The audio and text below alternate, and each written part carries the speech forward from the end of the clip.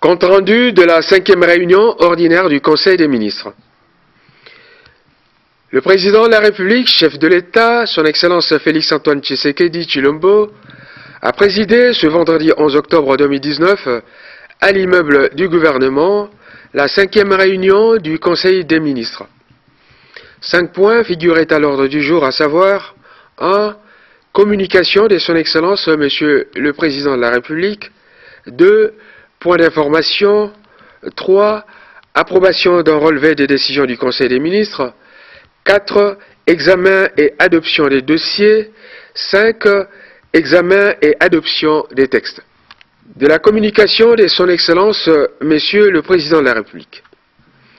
La communication de son Excellence Monsieur le Président de la République s'est essentiellement focalisée sur son périple euro-américain, plus précisément en Belgique, au siège de l'Union européenne, sa participation à la 74e Assemblée générale des Nations unies et ses tournées à Atlanta et Washington aux États-Unis d'Amérique. Le président a terminé sa communication par sa tournée à l'est de la République démocratique du Congo, précisément dans les provinces du Nord et Sud Kivu.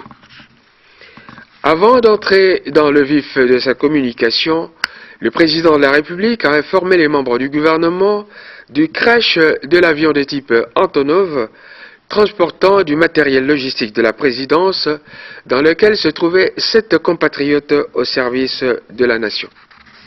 Le chef de l'État a indiqué que les recherches qui se poursuivent dans la partie nord de la province de Maniema avec l'aide de la MONUSCO laissent entrevoir la localisation de l'avion dans peu de temps. Il a invité les membres du Conseil à avoir une pensée pieuse à l'endroit de ses compatriotes.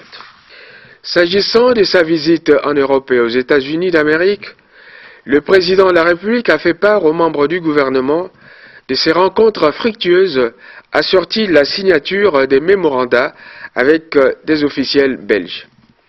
Il a également échangé avec le président du Conseil de l'Union européenne sur les perspectives de renforcement de la coopération entre l'Union européenne et la République démocratique du Congo.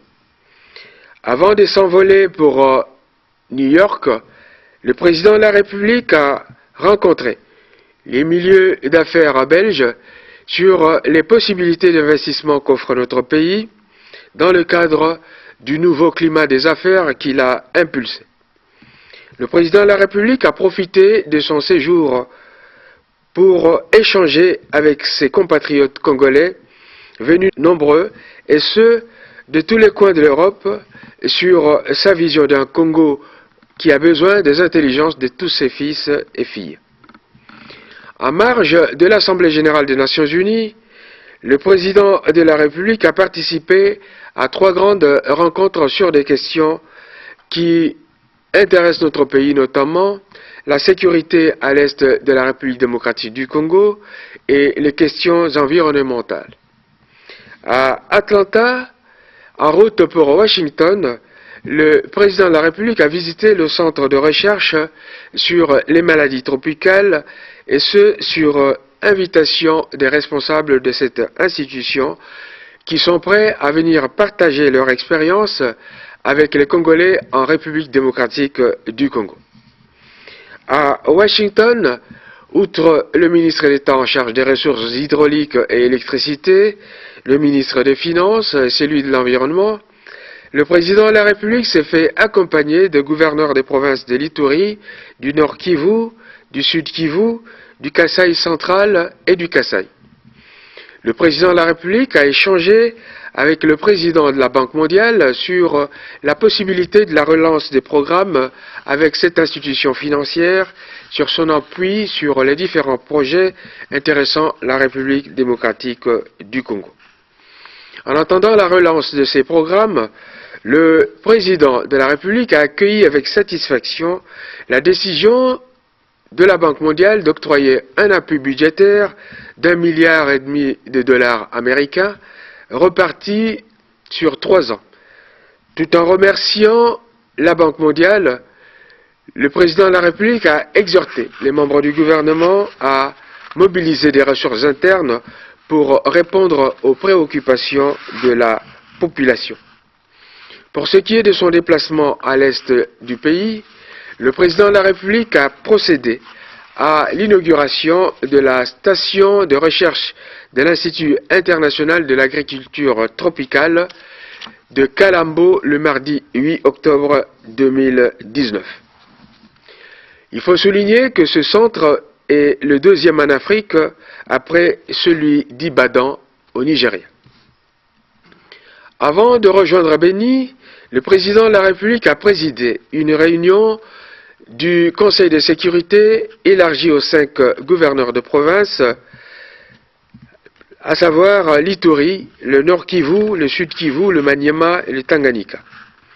Cette réunion a offert au président de la République l'occasion de faire l'état des lieux sécuritaires dans ces entités territoriales.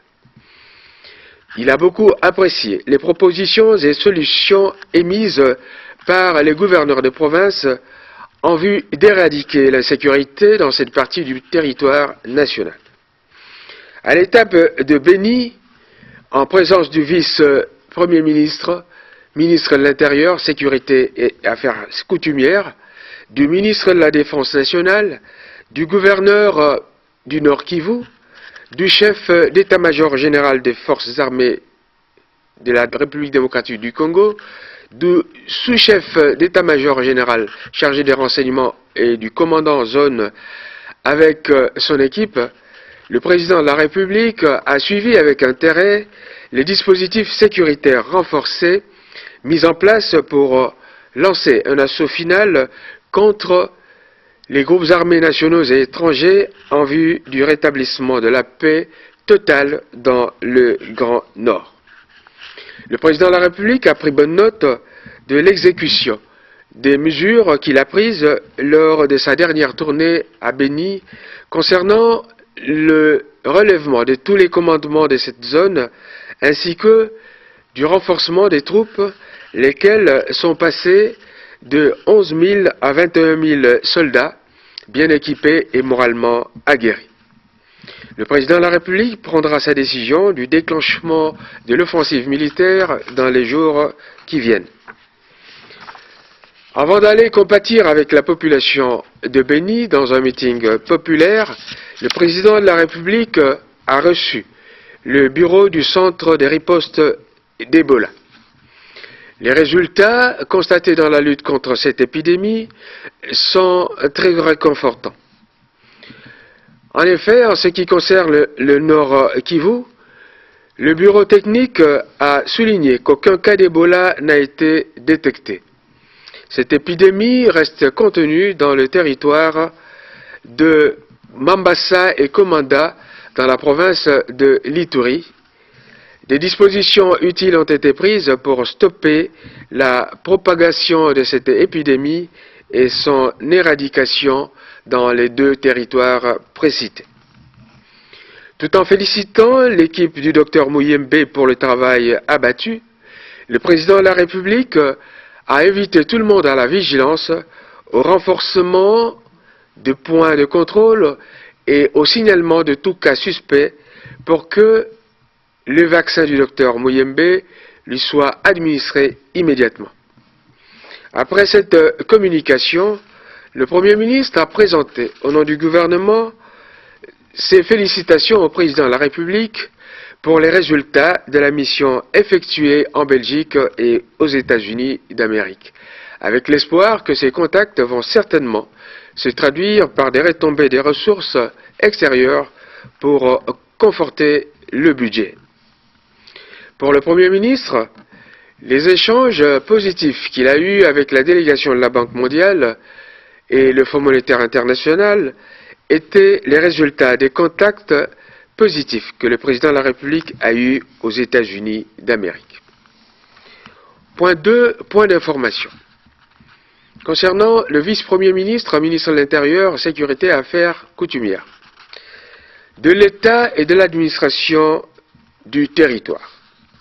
Il en ressort une situation générale caractérisée par un calme relatif sur l'ensemble du territoire. Cependant, le vice-premier ministre, ministre de l'Intérieur, Sécurité et Affaires coutumières, s'est appesanti sur le point saillant ci-après. 1. À Lubumbashi. Des éléments identifiés comme des Bakatakatanga du sieur Gédéon Kyungu ont marché sur Lubumbashi en s'en prenant notamment aux éléments de la police.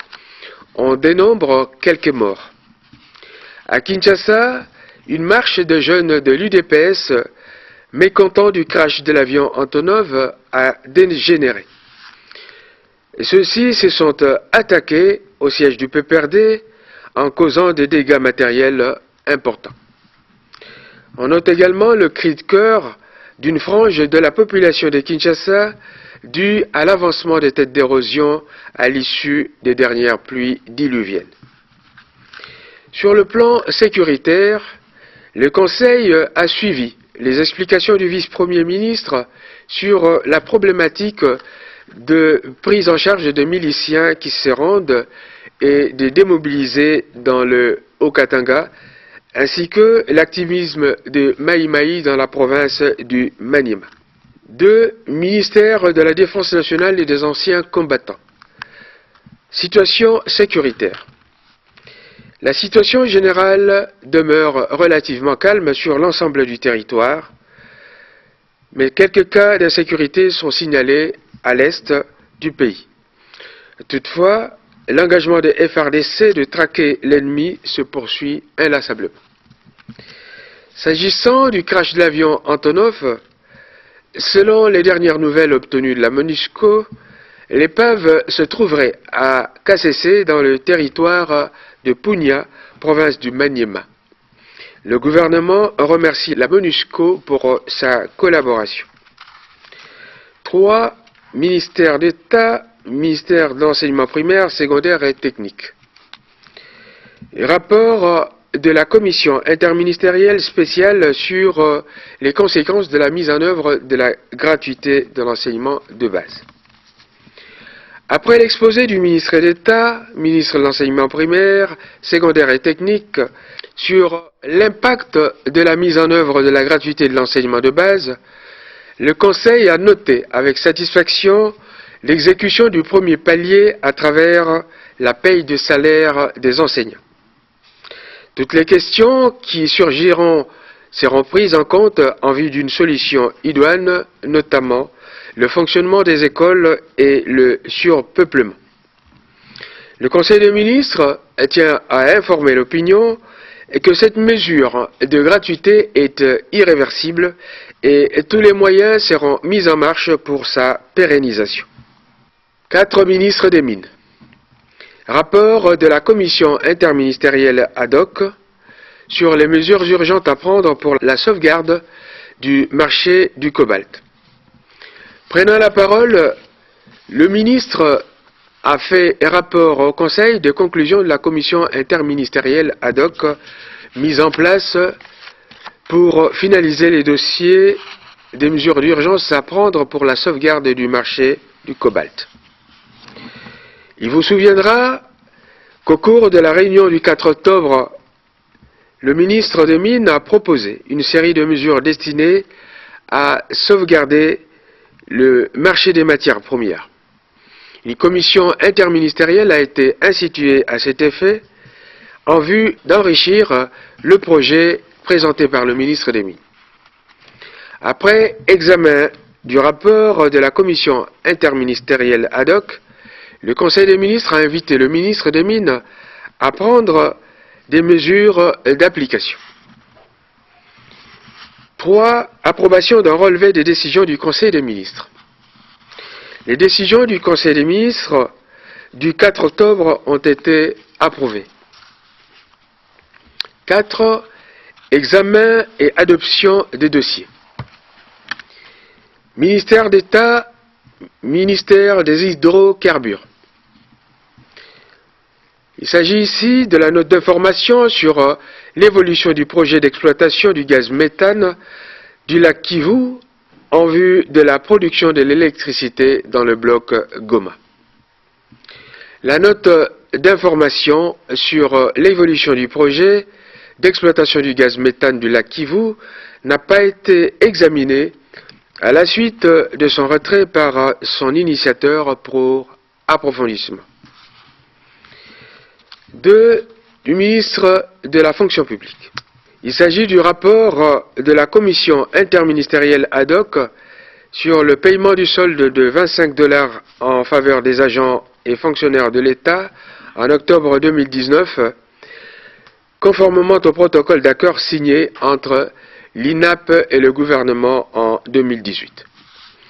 Après avoir entendu les rapports de la commission interministérielle ad hoc sur le protocole d'accord signé entre l'INAP et le gouvernement en 2018, le Conseil a proposé la poursuite des discussions entre les parties prenantes. 5. Examen et adoption des textes. Vice-primature, ministère du Budget. Il s'agit du projet de loi des finances pour l'exercice 2020. Le Conseil a examiné la note méthodologique du ministère du Budget sur la projection des recettes et des dépenses de l'exercice 2020. À ce sujet, le Conseil a levé l'hypothèse d'un budget de 10 milliards de dollars américains qui a l'ambition de réaliser les objectifs de la vision du chef de l'État et du programme du gouvernement. Parallèlement à cette option, le Conseil a arrêté des mesures d'accompagnement efficientes pour la mobilisation maximale des recettes. Ministère des Finances. Le Conseil a examiné le projet de loi portant reddition des comptes du pouvoir central pour l'exercice 2018, conformément aux dispositions constitutionnelles et légales faisant obligation au gouvernement de rendre compte de sa gestion du dernier exercice clos. Après examen, le Conseil l'a adopté. Commencé à 14h58, la réunion s'est terminée vers 18h44. Je vous remercie.